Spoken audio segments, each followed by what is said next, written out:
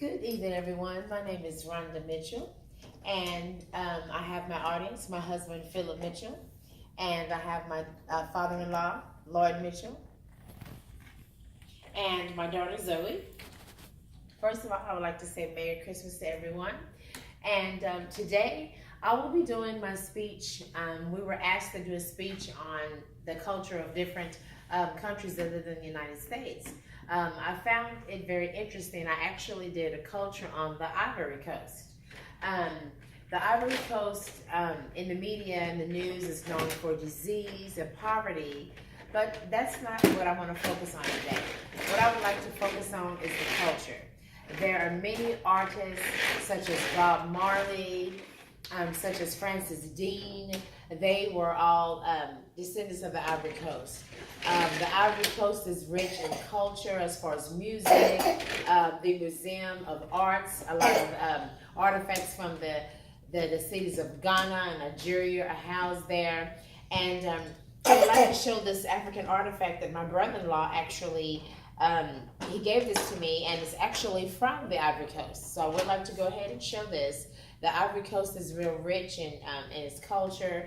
Now the native food there is somewhat similar to the food in Ghana as far as wheat.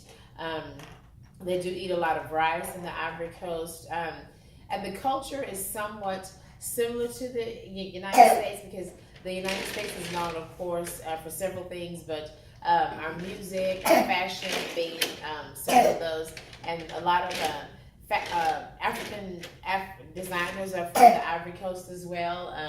The Ivory Coast is featured in many fashion magazines.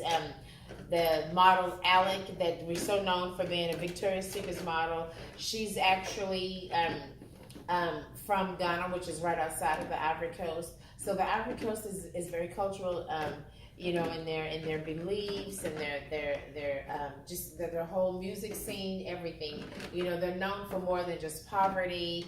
They're known for more than just the things that are on the negative. They have a lot of positives, and we that live in the United States as Americans, we're not familiar with other cultures. And this speech and this assignment, I delved so deep into the Ivory Coast. I would like to visit there someday and take my daughter there as well as my husband, so we could know somewhat of our origins.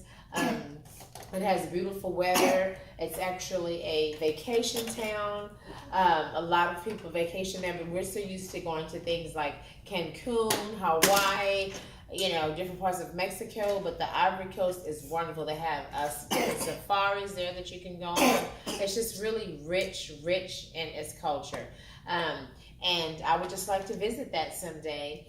And in conclusion, I would just like to say, by me being an African American woman, as I was reading and going over the different cultures in the Ivory Coast, I would love to take my daughter there and my husband, so we could delve into more of our ancestors. A lot of slaves were brought through there. I mean, it's just so rich in culture. There's so much. I could go on and talk about the Ivory Coast. But I did just want to share again this artifact with everyone. This was a tribal mask that a lot of the tribal priests, they wore this symbolized life. But again, as we know, they say that the women there are, when they get the age of 14, they're known to be made virgins. That is not true.